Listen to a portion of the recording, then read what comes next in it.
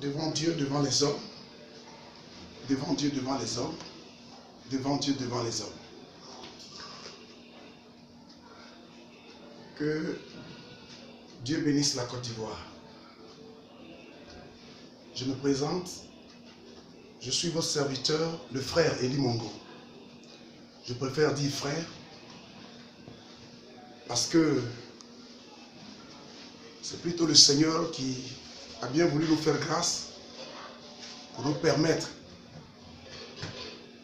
d'être détenteurs d'un message important,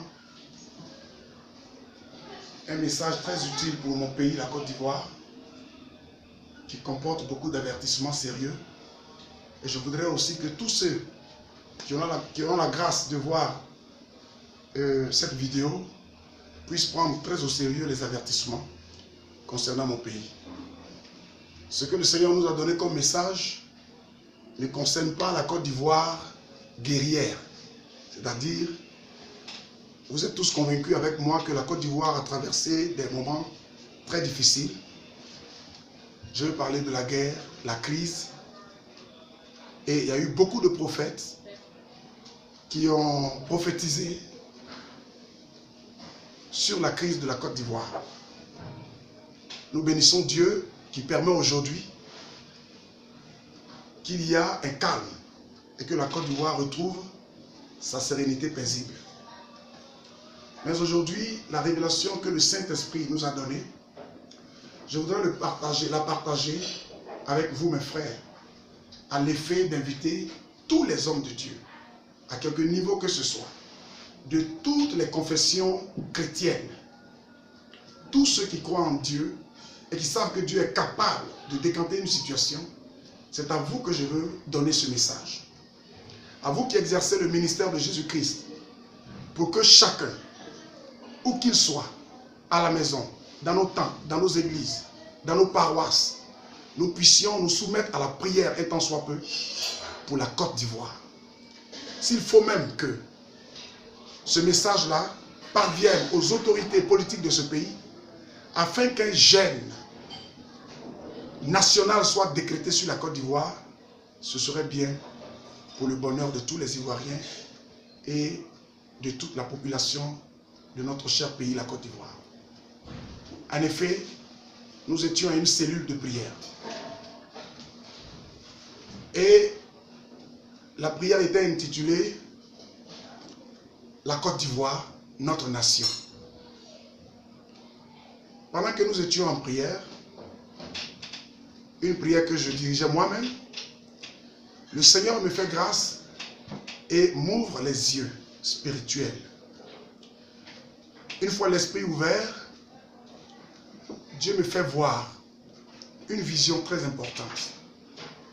Je voyais du côté du nord de la Côte d'Ivoire une sorte d'esprit qui s'élevait. Il était semblable à un dragon, un animal à plusieurs têtes, mais que je ne peux définir exactement. Et quand cet animal ouvrait la bouche, il crachait du feu. Et le feu venait dans la direction du sud de la Côte d'Ivoire. Et après, j'ai été élevé en esprit lorsque le Seigneur m'a fait voir que la Côte d'Ivoire n'était plus cette Côte d'Ivoire que nous avons l'habitude de voir, cette Côte d'Ivoire que nous connaissons, cette Côte d'Ivoire riche, paisible et tranquille. Mais notre pays était devenu comme un désert. Et je voyais les gens qui couraient de partout. Un peu comme pendant la crise. Je n'entendais ni bruit de bottes, il n'y avait pas de guerre, il n'y avait pas de tonation de fusil. Mais les gens couraient de partout et ils couraient vers les forêts. Et j'étais en compagnie de quelqu'un à qui j'ai demandé, qu'est-ce qui se passe? Pourquoi les gens courent de partout? Et l'homme me dit, regarde et tu vas voir. Nous voulons te montrer quelque chose, nous voulons te faire savoir quelque chose sur ce pays, la Côte d'Ivoire. Entre-temps, un drapeau, le drapeau de la Côte d'Ivoire, orange, blanc, vert, était dans le ciel et le drapeau prenait feu. Le drapeau était tout en feu. Et après, le Seigneur me dit ceci. Regarde, je voyais Donc je me suis retrouvé dans un désert total et j'avais très soif.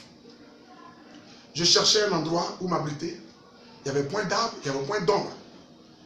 Et j'ai vu un arbuste séché qui avait le feuillage totalement foutu et les branches étaient là, mais qui donnait quand même une petite ombre.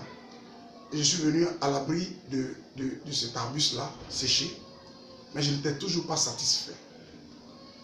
Et le Seigneur me dit, mon serviteur, dis-le et annonce-le à toute la Côte d'Ivoire.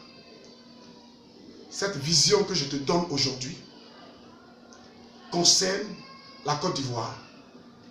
Et très bientôt, les 4 années à venir, c'est-à-dire en ce moment, les Ivoiriens peuvent penser qu'il est en train de pleuvoir. Mais les 4 années à venir seront des années de vaches maigres. C'est-à-dire des années de sécheresse.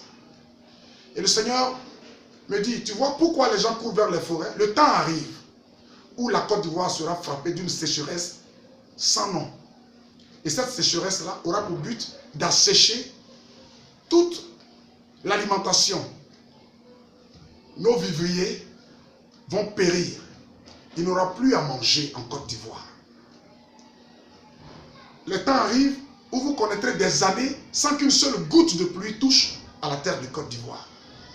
Tout le monde pleurait et on allait plutôt vers le Ghana, vers le Burkina, vers le Mali pour chercher de quoi manger. C'était horrible, c'était terrible. Je vous le dis devant Dieu, devant les hommes, je ne suis pas venu ici pour effrayer qui que ce soit. Mais je suis venu pour annoncer l'oracle du Seigneur. Les gens aiment bien qu'on donne des messages pour faire plaisir. Je ne suis pas non plus venu pour me faire plaire. Je suis un serviteur de Dieu. Je ne cherche pas à me faire plaire. Mais je suis là pour annoncer l'oracle du Seigneur. Afin que les Ivoiriens, afin que tout le peuple de Côte d'Ivoire, tous ceux qui vivent sur ce territoire, prennent au sérieux ces avertissements. Car en réalité, le Seigneur me dit ceci, à la question posée, pour savoir pourquoi la Côte d'Ivoire va traverser ce moment pénible. Dieu dit que cette nation avait été choisie en Afrique pour être sa nation. C'était une nation bénie. Et c'est pour cela, la preuve, tous les peuples qui se retrouvent en Côte d'Ivoire, c'est une nation d'hospitalité. C'est une grande nation. Et donc le Satan a craché, comme le dragon qui se levait du nord, le Satan a craché un feu sur la Côte d'Ivoire pour détruire ce pays de Dieu, ce pays que Dieu a élu. Dieu a suscité des hommes de Dieu ici qui ont été corrompus. Des prophètes ont été corrompus. Les pasteurs ont été corrompus. Plus personne ne fait la volonté de Dieu selon le cœur de Dieu, selon la volonté de Dieu. Tous sont des amuseurs publics. Et pour cela, la guerre est venue en Côte d'Ivoire. Et cette guerre-là a connu de grandes tragédies. Les gens ont tué.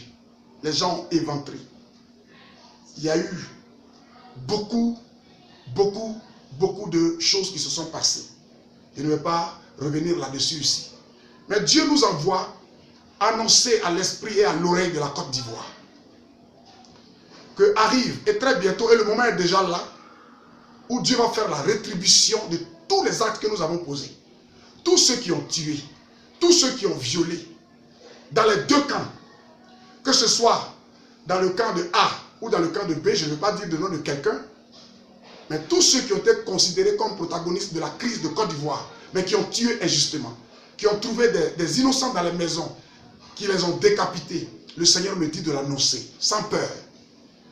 L'heure de la récompense, ou l'heure a sonné où Dieu va frapper. Si ces personnes-là ne s'humilient pas pour se repentir sincèrement et demander pardon à Dieu, la Côte d'Ivoire connaîtra cette grande sécheresse. Car, dit le Seigneur, le sang innocent a trop coulé sur la terre de Côte d'Ivoire, dans les déserts, dans les forêts. Les gens ont décapité, tué les gens dans les forêts. Le sang a coulé et maudit cette terre qui avait été bénie. Alors, le sang de ces innocents, comme le sang de Caïn hier, plutôt le sang d'Abel, est en train de crier à l'Éternel Dieu. Et crie vengeance. Ça ne restera pas impuni. Dieu a décidé de frapper tous ceux qui injustement, qui ont fait, qui ont causé du tort aux gens impuissants, aux gens qui étaient chez eux, qui ont mis bras sur les biens des autres, qui ont volé, qui ont profité de cette crise pour faire n'importe quoi, l'heure a sonné. Je vous le dis, il faut que chacun se répande sincèrement devant Dieu. Si vous avez la possibilité d'aller vers votre frère pour lui reconnaître un mal que vous lui avez fait, il est plus que jamais temps de le faire. Quand la sécheresse va arriver, ce sera plus horrible que la guerre que vous avez connue. Vos animaux mourront. Les poissons mourront dans la mer. Les gens mourront. Il n'y aura plus rien. Et vous le verrez. Dans les forêts, c'est dans les forêts qu'il y a la nourriture. Donc la nourriture vient de là-bas pour arriver en ville. Mais pour l'heure, vous ne le sentez pas. Mais le temps arrive où il n'y aura plus de vivriers. Plus d'igname, plus de riz, plus de bananes, plus de tomates, plus de piments. Car Dieu me dit que si la Côte d'Ivoire ne se répand pas, toutes ces choses seront asséchées par la sécheresse qui arrive. Un vent de sécheresse va couler sur la Côte d'Ivoire et vous connaîtrez un moment de colère de Dieu. C'est pour cela, j'ai des larmes aux yeux, mais je viens ici devant Dieu et devant vous, mes frères ivoiriens et ivoiriennes, mes frères, vous tous qui êtes sur ce beau territoire de la Côte d'Ivoire, pour que chacun tourne vers Dieu. Que chacun tourne sa face vers Dieu et prie et implore la grâce et la miséricorde de Dieu. Si seulement ce message peut toucher même le cœur des dirigeants de ce pays, pour qu'un moment de jeûne soit décrété sur la Côte d'Ivoire, pasteurs évangéliques, hommes de Dieu, les évêques, les prêtres catholiques, les assemblées de Dieu, christianisme céleste, tous ceux qui exercent un ministère, où que vous soyez, même les imams dans les mosquées, que tous s'humilient devant Dieu pour que nous élevions une action de grâce à Dieu pendant ne serait-ce qu'une semaine, que toute la Côte d'Ivoire pleure pour demander la clémence et la miséricorde de Dieu. Je vous le dis, je sais qu'en le disant, Satan ne sera pas content de moi, mais je confie mon sort à Jésus. Et je sais que si c'est Jésus qui m'envoie, alors il est avec moi, il disposera tout pour que ce message-là soit reçu. Mais tous ceux qui sont de Jésus et qui ont le Saint-Esprit sur eux verront. Et Dieu lui-même m'a dit qu'il va encore confirmer ce message à tous ses enfants, à tous ceux qu'il a établis, afin que tous nous nous mettions à genoux devant le Seigneur pour implorer la grâce de Dieu, pour éloigner encore cette coupe diabolique de la Côte d'Ivoire. La Côte d'Ivoire a tant souffert. Il ne faudrait plus encore que nous traversions ce moment. Alors ce n'est pas une histoire de christianisme céleste, ce n'est pas une histoire de catholique, ce n'est pas une histoire d'assemblée évangélique, ce n'est pas une histoire d'apôtre ou de bishop, mais c'est une histoire d'oracle du Seigneur. C'est Dieu qui me l'a révélé, je le dis humblement.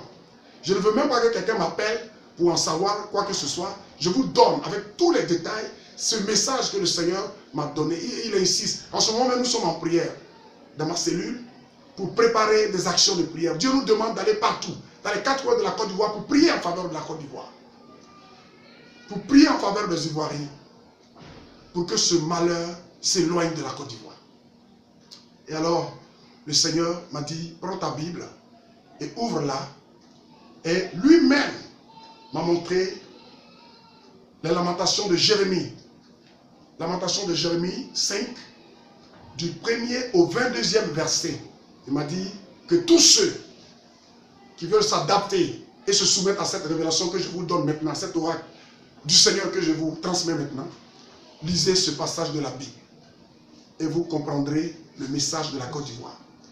Alors, toutes les autorités de ce pays, tous les hommes de Dieu de ce pays, tous les jeunes de ce pays, de toute région, de tout département, de tous les clans, de toute confession religieuse confondue, le Seigneur vous appelle à la repentance.